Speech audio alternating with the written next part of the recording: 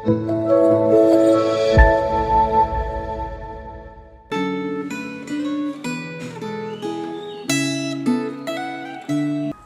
jemaat yang terkasih dalam Tuhan. Sungguh bersyukur di dalam hari yang baru, di dalam rahmat Tuhan yang baru, kita dipercayakan untuk bersama-sama merefleksikan akan firman Tuhan. Selamat tahun baru untuk setiap kita, dan mari sebelum lebih jauh saya mengajak kita untuk berdoa.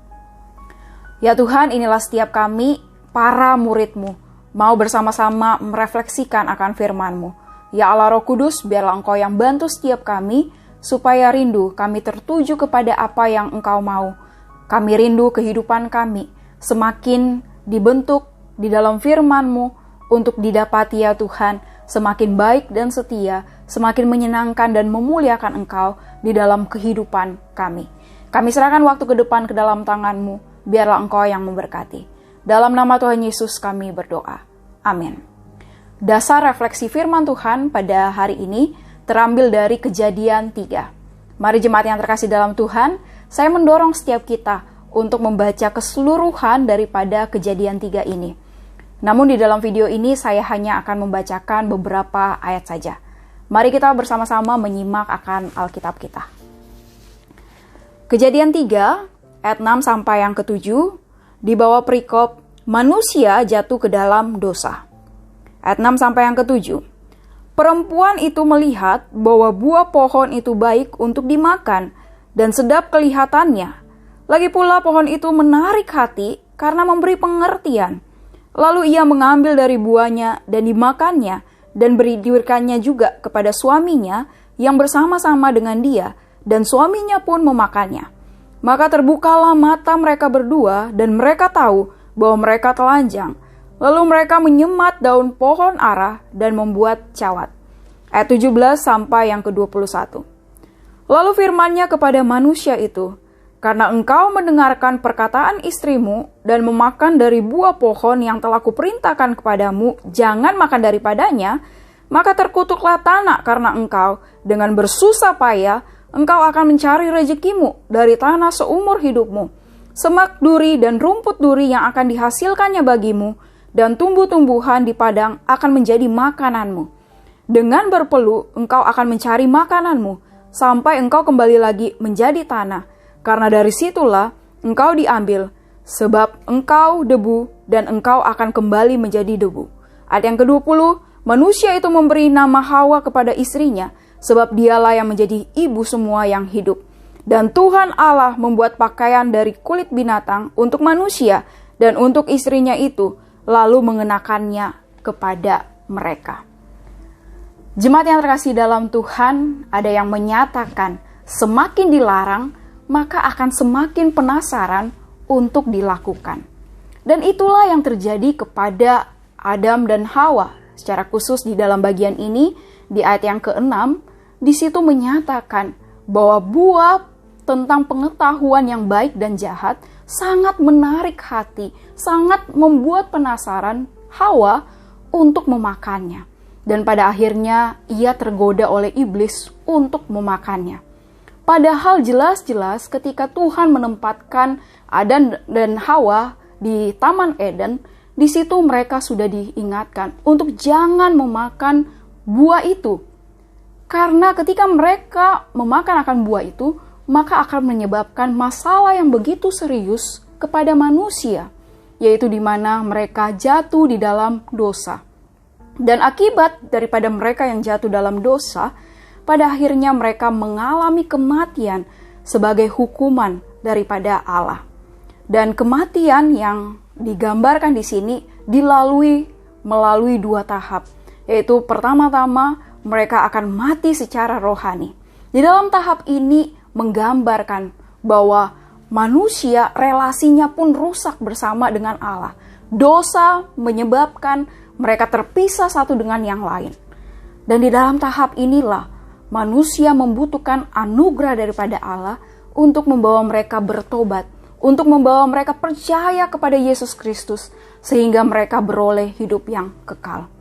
Dan kematian yang selanjutnya yang digambarkan, yaitu kematian secara jasmani. Ketika manusia telah meninggal, mereka kembali kepada debu itu. Maka ketika mereka belum juga kunjung bertobat sehingga pada mereka meninggal, pada akhirnya mereka mengalami kejatuhan yang kekal dan anugerah Allah tidak bisa mereka terima lagi di dalam kehidupan mereka. Dosa telah membawa Adam dan Hawa kepada permasalahan yang begitu serius. Bahkan bukan hanya mereka saja yang menanggung dosa tersebut, tetapi keturunannya ini, kita ini manusia, juga menanggungnya. Setiap kita, ketika kita terlahir di dalam dunia ini, kita terlahir di dalam keadaan yang berdosa. Dan dunia ini, di dalamnya, saling mempengaruhi untuk kita jatuh di dalam dosa. Dan inilah masalah kita. Masalah yang begitu serius, yang telah begitu mengakar di dalam kehidupan kita. Begitu serius, begitu krusial, yang dimana setiap kita, bukan hanya Adam dan Hawa pada waktu itu, tetapi setiap kita juga harus aware dengan permasalahan kita ini. Karena kalau kita nggak aware, bagaimana kita dapat menyelesaikan akan masalah kita?